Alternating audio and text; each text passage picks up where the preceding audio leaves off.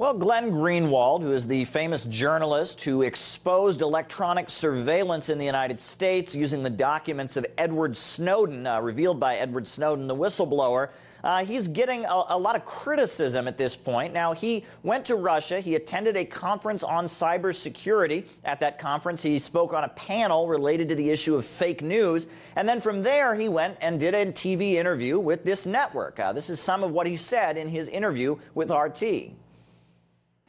There's an obsession in the United States with viewing Russia not just as an adversary, but as an actual enemy.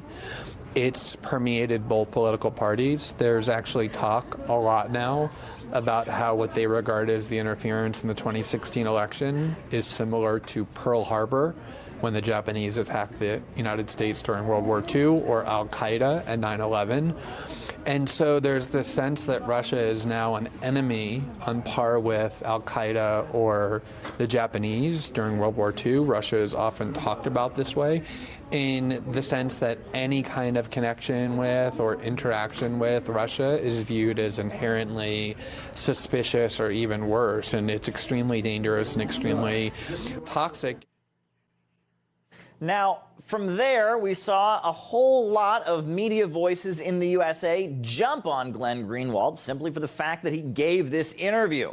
One commentator from MSNBC responded to the fact that Glenn Greenwald stated his views in an interview with this network this way. This is what was said.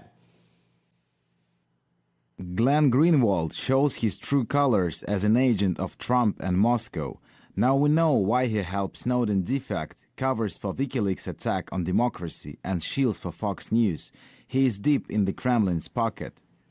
Now, Glenn Greenwald was quick to speak up on Twitter, saying that basically this was McCarthyism, and the fact that he was being accused of being an agent simply for having given an interview just reeks of the McCarthy period of hysteria and guilt by association in the United States. Now, it's also interesting to note that a Twitter account that is linked to Voice of America, which is the U.S. government official media, accused Glenn Greenwald of not only giving this interview, but in the interview, quote, voicing support for the government of Russia. Now it was responded, he did not at any point in the interview voice support for the Russian government. Now, Glenn Greenwald is not the first individual to have been targeted this way and basically accused of all kinds of things simply for appearing on this network. We saw that Green Party presidential candidate Jill Stein faced similar allegations simply because she did interviews on RT and that she went to Russia and met Vladimir Putin.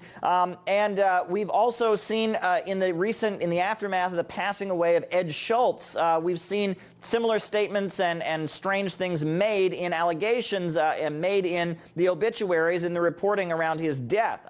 So Glenn Greenwald has responded to those jumping on him for doing the interview, saying that this is simply McCarthyism, and it reminds people of a period in the United States in which guilt by association was very common, and people were being accused of being disloyal and treasonous simply for meeting with somebody or giving an interview or shaking hands with someone. Glenn Greenwald is quick to jump on this as an example of kind of the hysterical atmosphere created around Russia in the United States, the subject of the interview he gave to RT.